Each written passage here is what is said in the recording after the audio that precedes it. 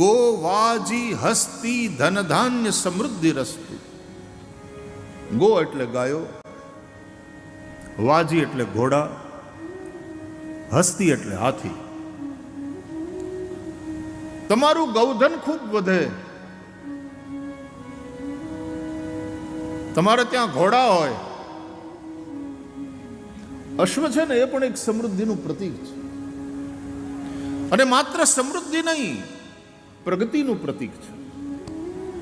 માત્ર સમૃદ્ધિ અને પ્રગતિ નહીં, ઘોડા એ જબરજસ્ત ઉત્સાહ અને સ્ફૂર્તિનું પ્રતીક છે. એટલા માટે આ એન્જિન હોય ને, એનો જે પાવર હોય એને હોર્સ પાવર કહે છે. એ ઉર્જા, ઉત્સાહ, સ્ફૂર્તિનું પ્રતીક છે. જૂના જમાનામાં એટલા માટે ઘોડા રાખતા જ, આજે ઘણા રાખે છે. અમારે તે સાંદીપની સાથે જોડાયેલા અમારા પ્રેમી ક્ષત્રિય ભાઈઓ કહે છે, ભાઈ શ્રી ઘોડા રાખો તમે સાંદીપનીમાં, અમે મોકલાવીએ. ખાલી સલાહ નહીં, અમે મોકલાવીએ ત્યાં, તમે ઘોડા રાખો. ગાયો તો તમારે ત્યાં છે જ, ઘોડાય રાખો. જે સમૃદ્ધ હોય એને ત્યાં ઘોડા, અશ્વ, ગો ગાયો હોય. ઘરની ગાયો, એની સેવા થતી હોય, એનું દૂધ. બાકી તો દૂધ પણ હવે એવા ભેળસેળિયા થઈ ગયા. તમે તમારે ત્યાં ગાયો રાખો અને એનું શુદ્ધ દૂધ પીવો.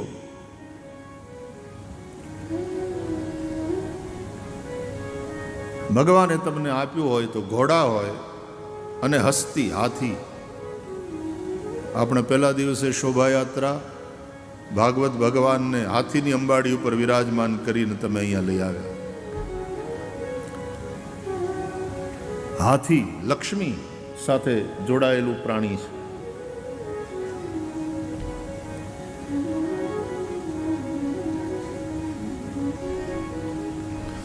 ગણેશ સાથે એનો સંબંધ છે.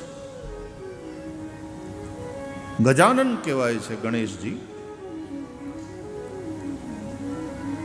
તો લક્ષ્મી, સમૃદ્ધિ, બુદ્ધિ. હાથી બહુ બુદ્ધિમાન પ્રાણી, યાદ બહુ રાખે હાથી. કોક એને નડ્યો હોય ને તોય ન ભૂલે. હાથી બહુ યાદ રાખે.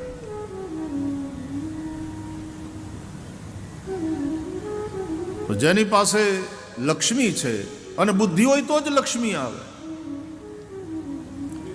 એવી સમજણ હોવી જોઈએ. પણ ઘણી વાર બુદ્ધિ હોય તોય લક્ષ્મી ના આવે. કેમ? ઘોડા ન હોય, સ્ફૂર્તિ નહીં, ઉત્સાહ નહીં, કામ કરવાની ધગશ નહીં, એટલે હાથી ઘોડા.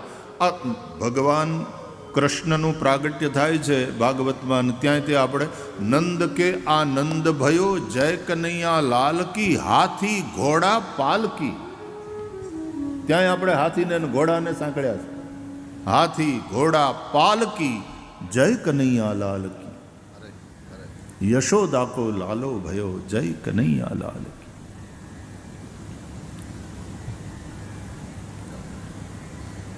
હાથીમાં બળ ખૂબ, પણ સ્ફૂર્તિની વાત આવે ત્યારે ઘોડો. સંપત્તિમાં બળ છે, પૈસામાં બળ છે. Money is power. અને આજે તો પૈસા હોય તો લોકો તમને પૂછે, ઓલું છે ને, નાણાં વગરનો નાથીઓ ને નાણે નાથા લાલ.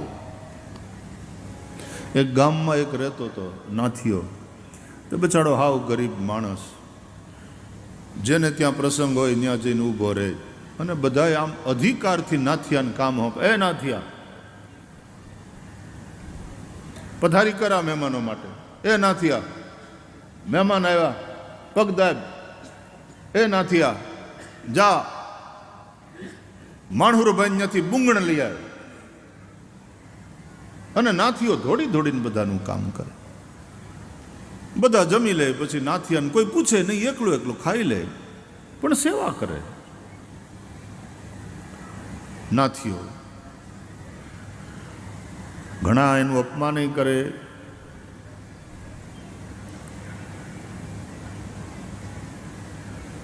બાકી નાથિયાને કોઈ પૂછે નહીં, પણ નાથીઓ બધાનું કામ કરે. કરેલું ક્યારે નિષ્ફળ જતું નથી, યાદ રાખજો. તમે સારા ભાવથી જે કંઈ સારું કામ કર્યું એનું ફળ મળે મળે ને મળે. નહીં કલ્યાણ કૃત કશ્ચિત દુર્ગતિમ તાત ગચ્છતિ. આ ભગવદ્ ગીતાનું વાક્ય છે. કલ્યાણ કૃત કશ્ચિત, કલ્યાણ માટે કરેલું, સારા ભાવથી કરેલું કોઈ પણ કર્મ એ ક્યારેય નિષ્ફળ જતું નથી. એનું ફળ પ્રભુ આપે આપે અને આપે. પછી એમાં નાથિયાને એક દી ભાગનું પાંદડું ભર્યું નહીં તો મુંબઈ વયો ગયો કોકને હારે. કોકે કીધું કે અહીંયા શું કરે, એના કરતાં મુંબઈ હાલ, ત્યાં મજૂરી કર, 2 પૈસા મળશે. અહીં તો તૂટી મરે જ બધાને માટે, અને તને કોઈ ખાવાનું પૂછતું નથી. મુંબઈ હાલ. મુંબઈ વયો ગયો નાથિયો, નોકરી કરવા માંડ્યો. પણ નાથિયાને ઓલી ટેવ ને તૂટીને કામ કરવાની, નિષ્ઠાથી કામ કરવાની, આળસ નહીં, પ્રમાદ નહીં. તૂટીને કામ કર્યું નાથિયાએ. તે માલિકના મનમાં વસી ગયો. ધીમે ધીમે એને ઓર મોટી પોસ્ટ આપી, ઓર ઊંચી પોસ્ટ આપી. એમ કરતાં કરતાં તો નાથિયો મેનેજર થઈ ગયો. એની નીચે 150 મજૂરો કામ કરે. શેઠને કાંઈ સંતાન નહીં. નાથિયો શેઠની દીકરાની જેમ સેવા કરે. શેઠ માંદા પડ્યા ત્યારે નાથિયાએ બહુ સેવા કરી, અને શેઠ બધુંય નાથિયાને નામે કરીને ગુજરી ગયા. સારા કામનું ફળ મળે મળે ને મળે. કરોડોની સંપત્તિ નાથિયાને નામે કરી, અને કે બેટા આ બધું સંભાળજે, તું ધ્યાન રાખજે. આ તારી માં હજી જીવે છે ને મારી પત્ની, એની બરાબર સેવા કરજે. કે મારા બાપ તમે કાંઈ ચિંતા ન કરો. અને એ શેઠાણી માને પણ નાથિયાએ ખૂબ હાંચવ્યા.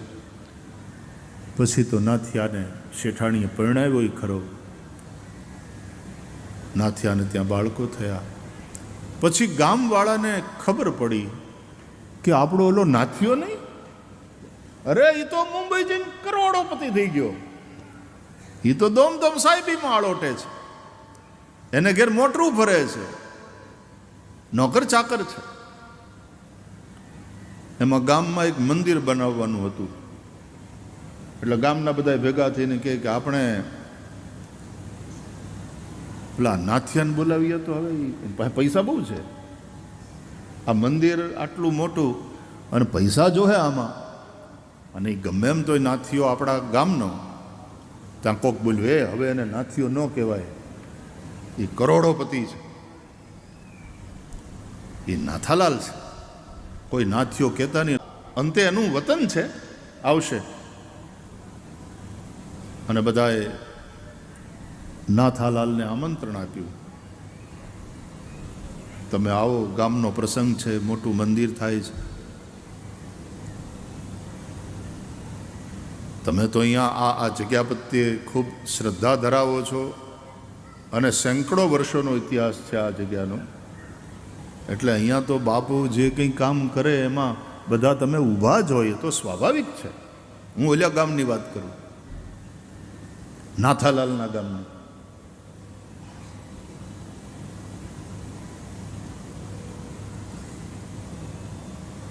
આમંત્રણ આપ્યું કે તમે આવો, તમે આવો, તમે આપ પધારો. હવે તો નાથિયો નહોતો રહ્યો ને, હવે નાથાલાલ.